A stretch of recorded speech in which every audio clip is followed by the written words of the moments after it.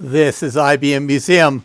Before going into a video showing the replacement of a reply planar going into a PS2 Mul 60 case, and that's even removing the Mul 60 planar out of the case and then putting that reply planar in, I thought I would cover the Turboboard, and that's an earlier version that I already have in a case. I think this is a Mul 80 case ultimately, and I received this planar already in the case.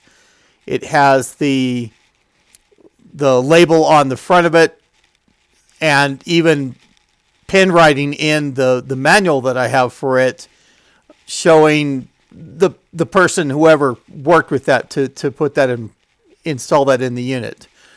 So I'm going to get turned around here. I can probably leave the webcam going, and I've got the Skycam going over the top of our scene here. And the reason I really wanted to show this is because there is not a diagram or information on the Ardent Tool site right now. And of course, I'm going to work to go through and change all that. This is the case as I've had it. I didn't have any drives installed here. And I thought going through and pulling the drive cage out of there is going to be able to show the planar a little bit better. And even before I assemble this unit, I'll go through and pull the planar out to take high resolution pictures of it for the sake of that documentation.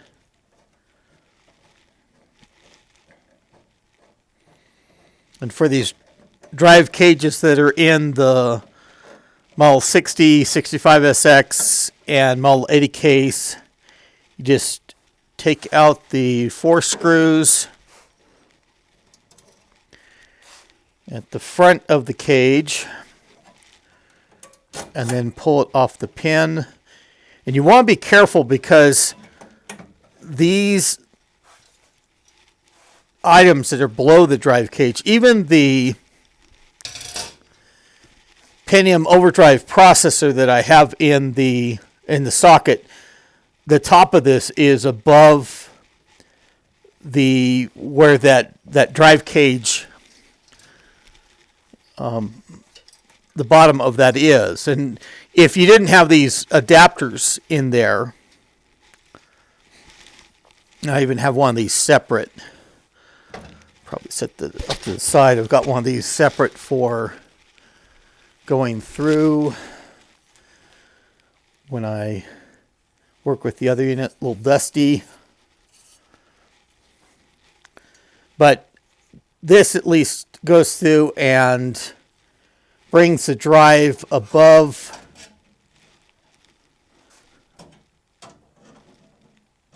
the bottom of that drive cage assembly. I've got, okay.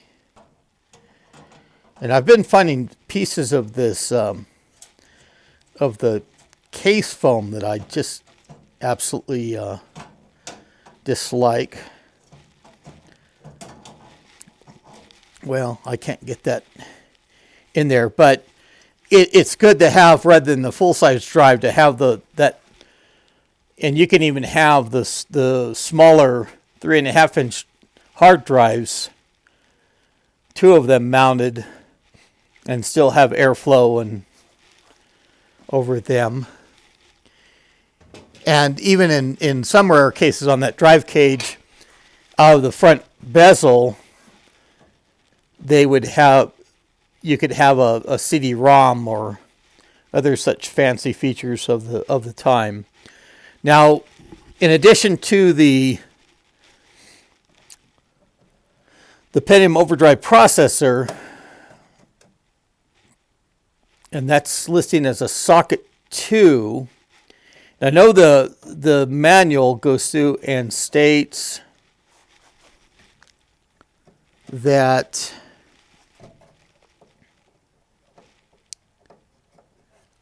only up to a 46 DX2, I think, is the highest processor that they list on as being compatible with this planar, but it does, I think, identify this. And so I have the manual on this, and I'll go through later on and go through and scan this manual because it's very informative with no diagram being on this unit, and it gives a very good coverage of the planar. Shows how to install it on the system, and there's someone has pinned in notes. It's not my handwriting, as they went through and installed that. But we'll be able to see this manual as soon as I get it scanned in, made into a PDF. That'll take a little bit of time for me to get up. That's the last part of the installation that they show putting the sticker on, and that's what this and it doesn't have it below the power switch. It has it actually to the side of the power switch on this one. So, but going through, working with the planar, and we're going to go through this process as well, running through that reference diskette that I created in a previous video. But very handy little booklet, and I don't have any of the diskettes in the sleeves on the back index, but I'll put that up for the benefit of everyone. And the one thing that really stands out, you can see right away, people get focused on, is these 8 SIM slots. And these are even 16 megabyte modules each. And so people could say, wow, that's a lot of RAM memory for this level of this system, having a 46 high-end 46 CPU in there, or Pentium overdrive processor as I have here, and having that much RAM. But this would make it roughly equivalent, even with the cache module, this strange Intel cache format that existed before the Coast modules, like the Powerboard has, that I'll cover in another video. But this would be roughly equivalent to the IBM PS2 Model 85 of the what's called the K/N, that you could have a Pentium overdrive CPU running at that 83 megahertz, and you could even have double the RAM that I have here. You can have even 256 megabyte of RAM, as I have in my KN model. And then the cache, the L2 cache on a Coast module. I'll cover that in that planar as I go through and put it in a later video. I have it off to the side here. Now, there's connections like the IDE here. What really kind of confused me on this was that it does have the battery in place, and that's not a stock battery of the 6-volt lithium battery on that speaker tower that feeds into the planar. But I don't really know if that the battery for this is used to back up the CMOS configuration, because here is the DS1387 chip. And eventually I'm going to have to modify one of these if it doesn't go through. I've only had where it doesn't roll over the time on these, and still holds the needed configuration of the system. But eventually I'm going to have to go through and modify one of these modules. And they don't have a modern replacement, since they have an extra 2 kilobyte of non-volatile RAM on those as well. So I have that reference diskette in the drive. I've gone through and plugged it all in, and without that drive cage on top of things, I mean, I'll switch over to bringing up the screen capture, but let's take a look at firing this thing up and running through the reference diskette. Okay. So we want to bring up that and power it on.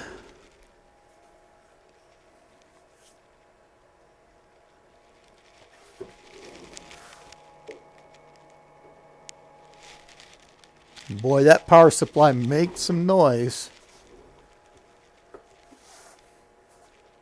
Okay, and we see the initial splash screen.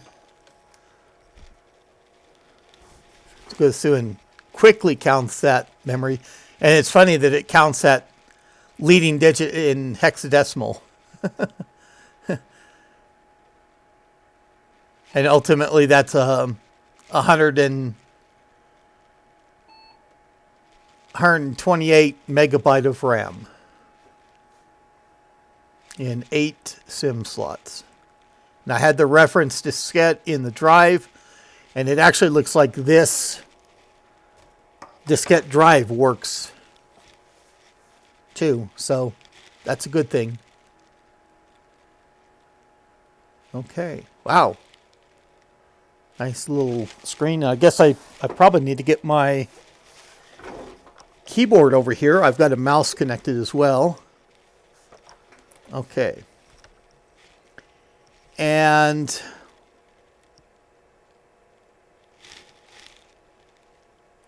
I read over the manual just briefly. That's what I was mainly looking for, to see if that battery, that lithium battery, helped back up the settings. And it doesn't say anything about it in that manual. But they did reference saving that configuration to diskette, and that's something I've thought about as well for one of the handy things. And there was CMOS save programs back in the day that you could go through and save the configuration to a diskette, so you could restore things. Let's look through. I mean, this is the first time in on this. And even park hard drive heads for those old MFM type drives, or the drives that didn't park their own heads. This has that IDE connection on the planar, so I mean, those are relatively automated, that when on power down, they automatically park their heads. And there's a way to update the system BIOS on this, and I would even have to see if there's newer BIOS versions that are available from it. I think it was 1.12 was the version I had here. But let's run through the automatic configuration.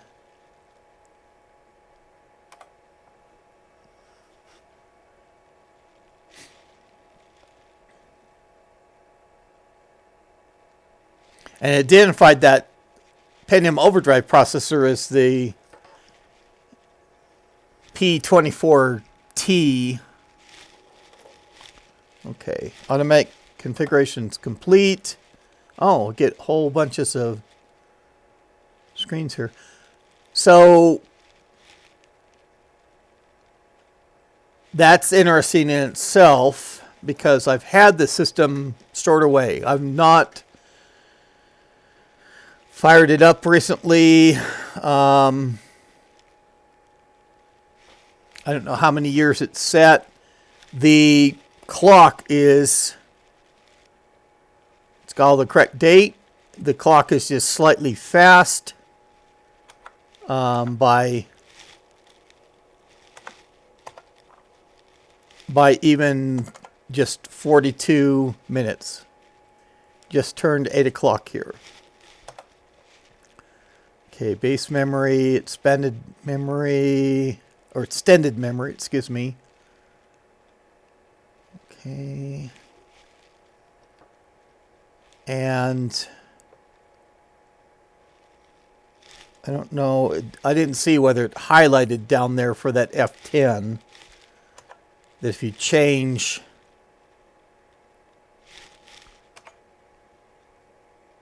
anything, I guess you just press that highlighted letter. I don't see anything relating to like a mouse cursor at all. I'm going to grab this tangle of wires in my mouse just to see. I didn't see any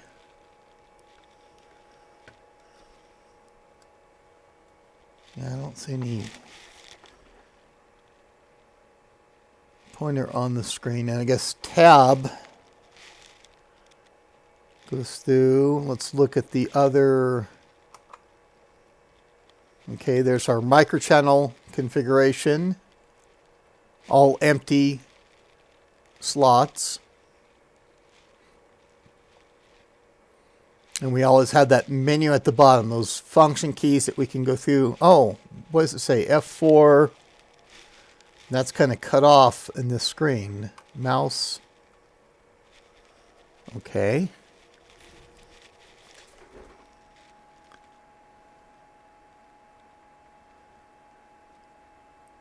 Oh, copy a mouse driver to your setup program. And I have programs around here to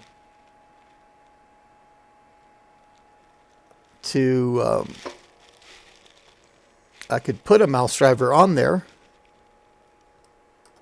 Tells you all the setup.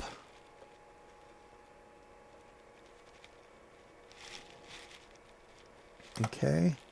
That'd be kind of neat to see whatever mouse cursor they have set up for doing that. A little bit different from the IBM reference diskettes. Extended memory, typomatic rate, numlock on startup, disable memory below 16 megabyte. Okay. There's our memory layout.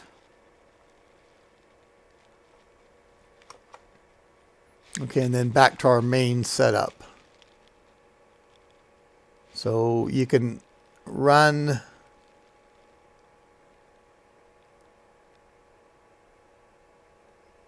even the automatic configuration or SCSI devices, and even for that it'd be interesting to see what SCSI adapters are supported on the system. So do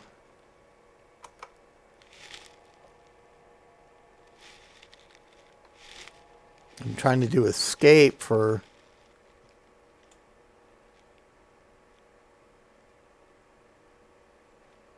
like an exit,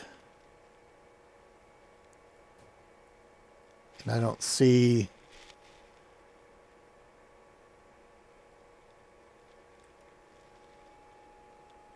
F1 is help.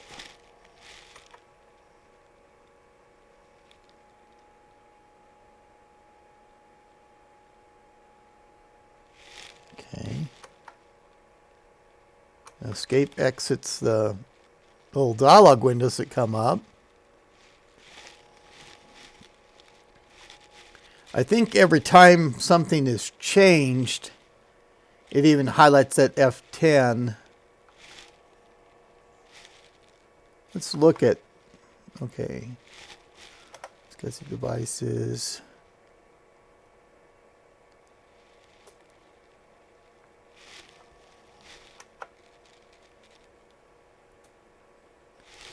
Yeah, and you just type the letter there. I'm not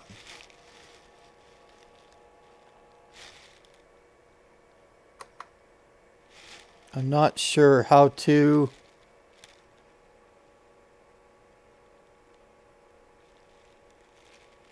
exit this utility once you're through.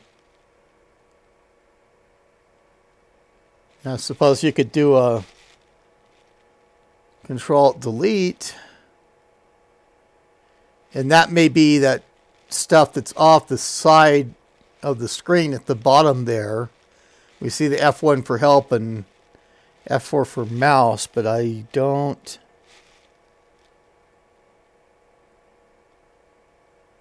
see anything.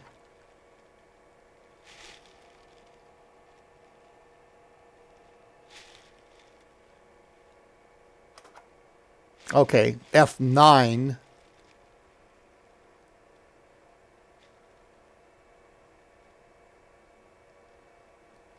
F9 goes through and exits that utility. And it probably says that on the menu down below. Okay. And that'll run through and start the reference diskette, since I still have that in the drive again. But that's a good overall look at the Turbo board. And I've got to get busy and scan that manual and take pictures and go through some documentation so that can be put up on a page of its own, because there is nothing that exists for that model right now. And copyright 1995. And see, from this menu, escape works to exit. So, but that is all I have for now. If you like this content, like seeing these unusual reply replacement planers, click on that like button. And if you haven't already, please subscribe to my channel. But that is all I have for now. This is IBM Museum. Thank you.